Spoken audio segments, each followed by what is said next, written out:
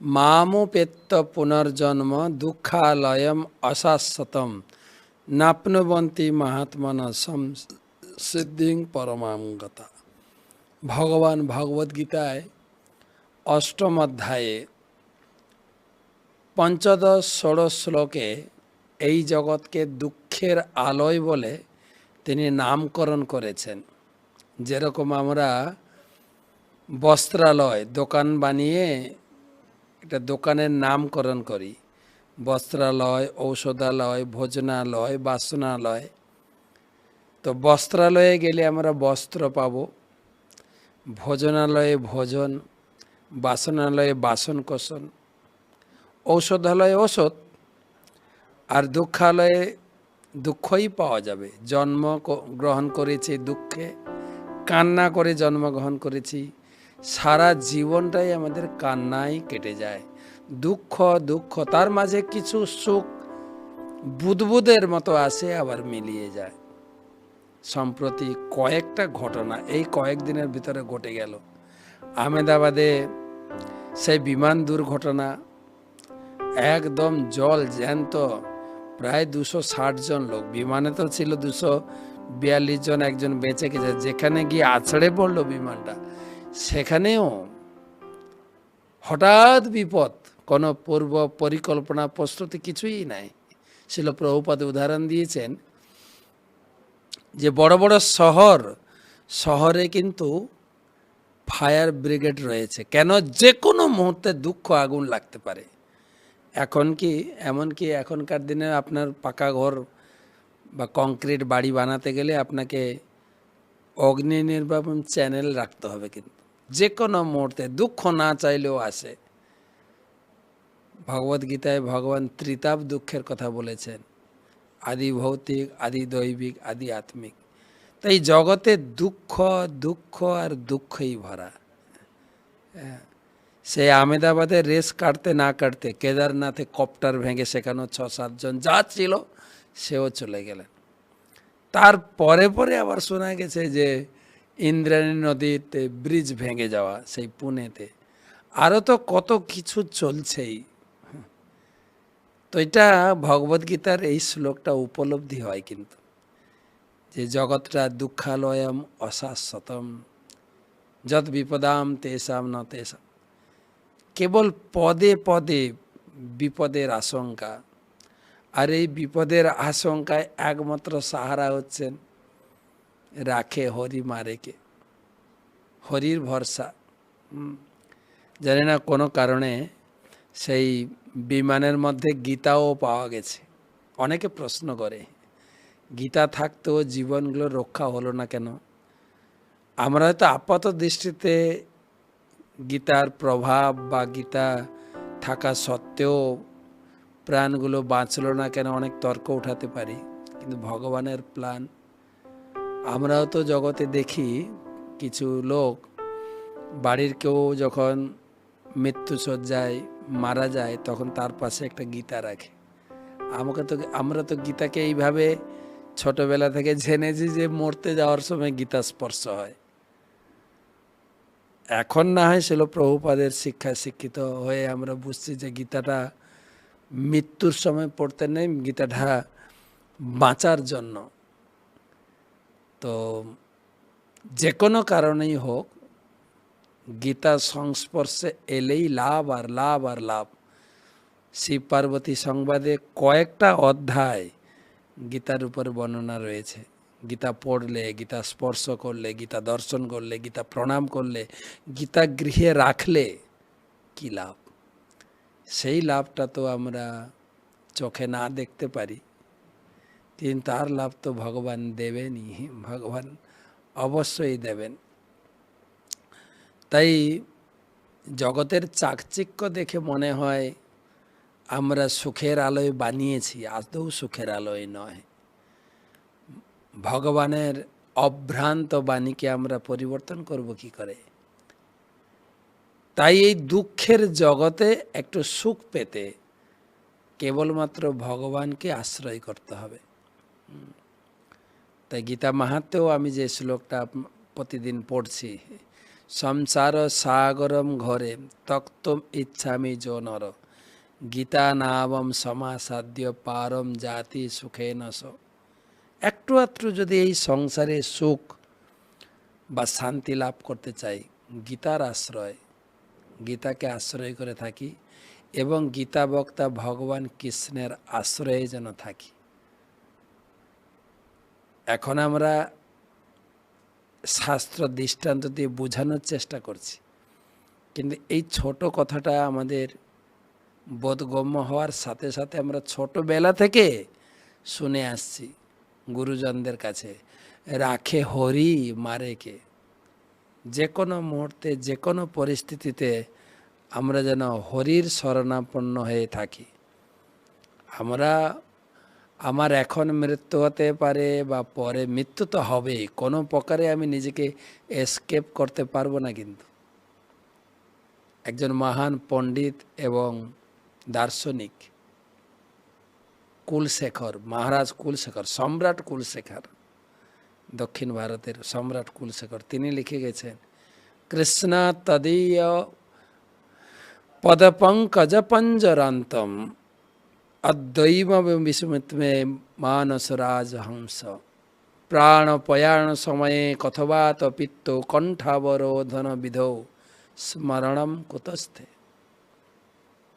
হে হরি, হে কৃষ্ণ, আমার মনে হয় আমার এখন মৃত্যু হলে ভালো। কৃষ্ণ তদীয় পদপঙ্কজ পঞ্জরান্তম, তোমার পাদ পদ্মরূপী সৌরভ পান করার জন্য আমার মন এখন স্ট্রং। আমি ভগবানের তোমার কথা চিন্তা করতে পারি, তোমাকে দর্শন করতে পারি, তোমার নাম জপ করতে পারি। অদ্বৈব, অদ্য মানে এখনই, বিশতমে মানস রাজহংস, এখন যদি আমার মৃত্যু হয় আমি অবশ্যই আমার মনকে তোমার চরণ চিন্তা করতে করতে আমি তোমার ধামে পৌঁছে যাব। কিন্তু প্রাণপয়ান সময়ে কফবাত পিত্ত, কিন্তু এমন একটা সময়ে যদি স্বাভাবিক মৃত্যু হয়, সেই সময় আমার শরীর মন ইন্দ্রিয় সব দুর্বল হয়ে যাবে, তোমার নাম উচ্চারণ করতে পারবো না, গলায় ঘড় ঘড় ঘড় ঘড় করে কফের শব্দ আসবে, কফ বাত পিত্ত, স্মৃতিশক্তির হ্রাস হয়ে যাবে, দৃষ্টিশক্তি হ্রাস হয়ে যাবে, সমস্ত ইন্দ্রিয় দুর্বল হয়ে যাবে। কণ্ঠাবরোধন বিধৌ, কণ্ঠরুদ্ধ হয়ে যায়। স্মরণম কুতস্তে, তখন তোমাকে স্মরণ করব কি করে? তো দুটো বিচার আলাদা। কিন্তু সাধক মহাপণ্ডিত দার্শনিক সম্রাট কুলশেখর তিনি প্রার্থনা করছেন, আমার যেন এখন মৃত্যু হয়, আমি এখন ইন্দ্রিয়যুক্ত সজাগ আছি, তোমার নাম জপ করতে পারবো, তোমাকে স্মরণ করতে পারবো এবং আমার মনটাকে তোমার চরণে নিবদ্ধ করে আমি আনন্দে তোমার চরণে পৌঁছে যাব। তার একটা বিচার আলাদা। কিন্তু আমরা তো বিচার করছি হায় হায়, চলো যদিও দুঃখ হয়, ছোট ছোট সেই তিনখানা বাচ্চা বারে বারে ছবিটা ভেসে আসে, দুঃখজনক। কিন্তু আমাদের হাতে কন্ট্রোল নেই। তো ভগবানের হাতে কন্ট্রোল। কার জন্য কতটুকু আয়ু নির্ধারণ করেছেন সেটাই আমাদের মেনে নিতে হবে। গীতায় ভগবান বলছেন মেনে নিতে হবে। মাত্রা স্পর্শা সুখন্তেও শীতোষ্ণ সুখ দুঃখ, শীত গরম দুঃখ সুখ যেরকম মেনে নিই, এটাকেও মেনে নিতে হবে। জাতস্যই ধ্রুবং মৃত্যু ধ্রুবম জন্মমিত, যার মৃত্যু হয়েছে তার জন্ম হবে, যার জন্ম হয়েছে তার মৃত্যু অবশ্যম্ভাবী হবে। তাই এই সমস্ত ঘটনা থেকে আমাদের একটা শিক্ষা নেওয়া উচিত। আচার্য যখন বলে গেছেন, কমল দলজল জীবন টলমল। পদ্মপাতায় যেরকম জল স্থির থাকে না, পাতা নড়লে জলটা নড়তে থাকে, আমাদের জীবনটা ওই রকম, কোনো স্থির না। হয়তো আমরা কেউ কেউ লাইফ ইন্স্যুরেন্স করে রেখেছি, কাউকে জিজ্ঞেস করলে আমার লাইফ ইন্স্যুরেন্স করা আছে, আমি মরবো না, এটাও একটা ধোঁকাবাজি। এই লাইফ ইন্স্যুরেন্সের বক্তব্যটা ভগবান কৃষ্ণ গীতায় নবম অধ্যায় 22 নম্বর শ্লোকে বলেছেন, আমি হচ্ছি তোমার জীবনদাতা, আমি হচ্ছে অরিজিনাল জীবন বীমা। এটা নিয়ে জাগতিক লোক কি বলে বিজনেস করছে। ভারত সরকারের একটা বড় বিজনেস লাইফ ইন্স্যুরেন্স। কিন্তু লাইফ ইন্স্যুরেন্স কোনো এজেন্ট আপনাকে জীবন দিতে পারে না, কোনো কোম্পানি আপনাকে জীবন দিতে পারে না। অরিজিনাল লাইফ ইন্স্যুরেন্স হচ্ছেন যোগক্ষেমম বাহমম, যেই লাইফ ইন্স্যুরেন্স লোগের নিচে লেখা আছে দেখবেন, গীতার শ্লোক। আমরা সেটা কেন ভুলে যাচ্ছি? ছোটবেলা থেকে যেটা শিখে এসেছি সেটার উপরে আমরা যেন নির্দিষ্ট থাকি। সব সময় প্রতি মুহূর্তে হরিস্মরণ। ঘুম থেকে উঠেই প্রথমে দেব দ্বিজ গুরু প্রাজ্ঞ পূজনম শৌচম আর্জবম। গীতায় ভগবান নির্দেশ দিয়েছেন, ঘুম থেকে উঠে প্রথম তুমি তোমার ইষ্টদেবকে প্রণাম করো, ইষ্টদেবকে স্মরণ করো, তারপরে বাড়ির গুরুজনদের স্মরণ করো, গুরুজনদেরকে পায়ে হাত দিয়ে প্রণাম করো, তাদের আশীর্বাদ নাও। বড়জন আশীর্বাদ, ভগবানের সুরক্ষায় আমার জীবনটা সুরক্ষিত হতে পারে। এছাড়া তা আর কোনো উপায় নেই তো। হ্যাঁ, তাই ভগবান বলছেন তোমার এই সারা জীবনের প্রক্রিয়া এ একটা যেন পরীক্ষার প্রস্তুতি পর্ব। পরীক্ষায় তুমি কি করে পাস করবে? অন্তকালে চ মামেবম স্মরণ মুক্তা কলেবরম জপ প্রয়াতি সমদ্ভাবম জাতি নাস্তত্র সংশয়। একদম সজ্ঞানে আমার কথা চিন্তা করতে করতে, অন্তকালে জীবনের অন্তিম সময়ে আমার কথা চিন্তা করতে করতে, আমার নাম উচ্চারণ করতে করতে তুমি অনায়াসেই এই মৃত্যু যন্ত্রণা অতিক্রম করে আমার কাছে পৌঁছে যাবে। তাই চৈতন্য মহাপ্রভু বলে গেছেন, তিনটে কাজ এই কলিযুগে করতে হবে। বলো কৃষ্ণ, ভজ কৃষ্ণ, করো কৃষ্ণ শিক্ষা। সবসময় কৃষ্ণ নাম জপ। বলো কৃষ্ণ মানে কৃষ্ণ নাম জপ। হরে কৃষ্ণ মহামন্ত্র, হরে কৃষ্ণ কৃষ্ণ কৃষ্ণ হরে হরে, হরে রাম রাম রাম হরে হরে। সবসময় কৃষ্ণ নাম জপ।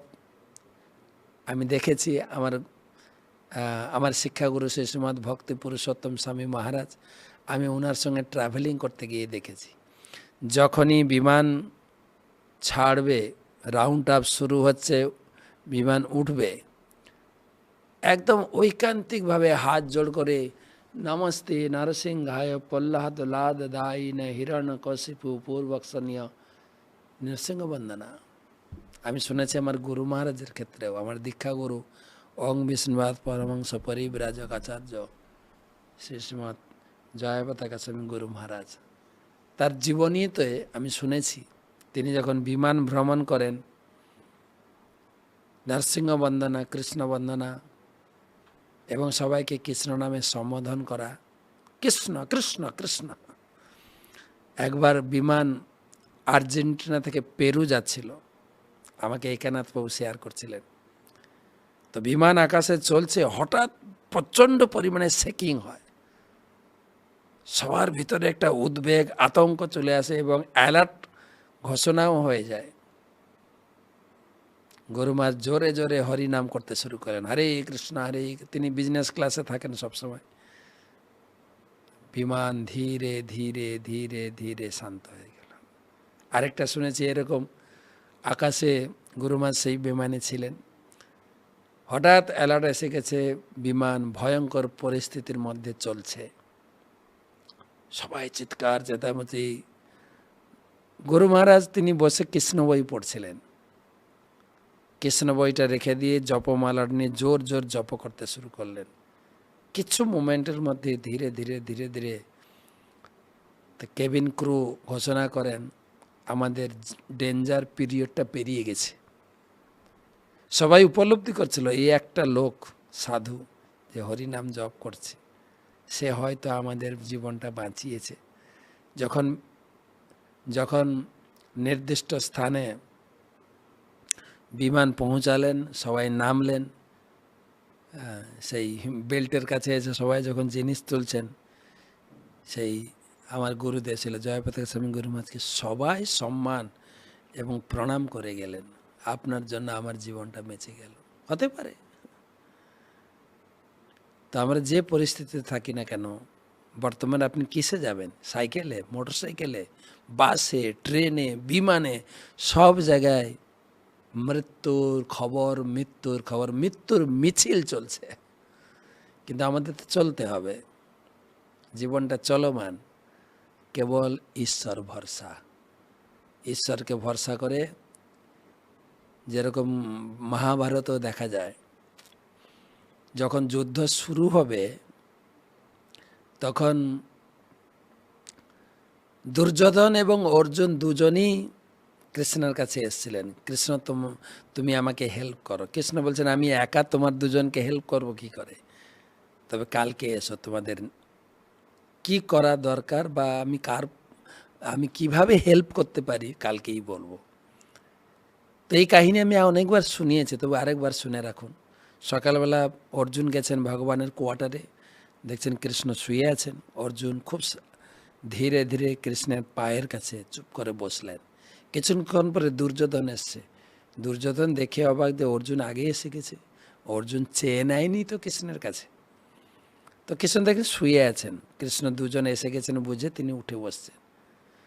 প্রথমে যখন উঠে বসছেন ঘুমন্ত অবস্থা থেকে, প্রথমে অর্জুনকে দেখলেন, অর্জুন তুমি অনেক আগে এসেছো বুঝি? বলছে না, আমি এই মাত্র। পরে দুর্যোধন পিছন থেকে বলছে, দুর্যোধন মাথার কাছে বসছিল, সেজন্য পিছনে পড়ে গেছে, যে আমিও এসছি। আচ্ছা ঠিক আছে, যেহেতু আমি অর্জুনকে দেখেছি আগে, আর অর্জুন দুজনের বয়সের মধ্যে ছোট, তাই অর্জুনকে আমি অপশান দিই। অর্জুন, আমি চিন্তা করছি, এক পক্ষে আমি থাকবো কিন্তু আমি অস্ত্র ধারণ করব না, অপর পক্ষে আমার এক অক্ষয়িনী নারায়ণী সেনা থাকবে। অর্জুন, তোমার হাতে অপশান, তুমি কোনটা চাও? এদিকে দুর্যোধন চিন্তা করছে, কৃষ্ণকে তো আমার দরকার নেই, আমার দরকার যোদ্ধ, কৃষ্ণ তো অস্ত্র ধারণ করবে না। কিন্তু অর্জুন চাইলেন, কৃষ্ণ তুমি আমার পক্ষে থাকো। ভগবান আবার কনভিন্স করছেন, অর্জুন তুমি চিন্তা করে দেখো, আমি কিন্তু যুদ্ধ করব না, আমি অস্ত্র ধারণ করব না। অর্জুন অনেক চিন্তা করে বললেন যে তুমি আমার পক্ষে থাকলেই হবে, তুমি আমাকে গাইড করবে আমার কি করা উচিত, তাহলেই আমি এই যুদ্ধে জয়ী হব। তো কৃষ্ণকে সঙ্গে রাখুন। কুরুক্ষেত্রের ভয়ঙ্কর মাঠে যে যুদ্ধের পরিণতি দেখেন, কত বড় বড় যোদ্ধা, ভীষ্মদেব, কর্ণ, দ্রোণাচার্য, পাণ্ডবদের কাছে কিছুই না। সেই ভয়ঙ্কর যুদ্ধ সমুদ্র থেকে ভগবান পঞ্চপাণ্ডবকে বানিয়েছেন। বাঁচিয়েছেন কিনা? অবশ্যই বাঁচিয়েছেন। তো সেই জন্য এই ঘটনার পরিপ্রেক্ষিতে আমার দুঃখ হয়, এত লোক চলে গেল। ভগবানের কাছে প্রার্থনা করি তাদের আত্মার সদ্গতি হয়।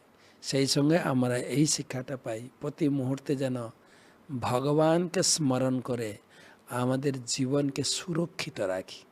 এছাড়া আমাদের হাতে কোনো উপায় নেই। সবার মঙ্গল প্রার্থনা করি, সবাই ভালো থাকবেন।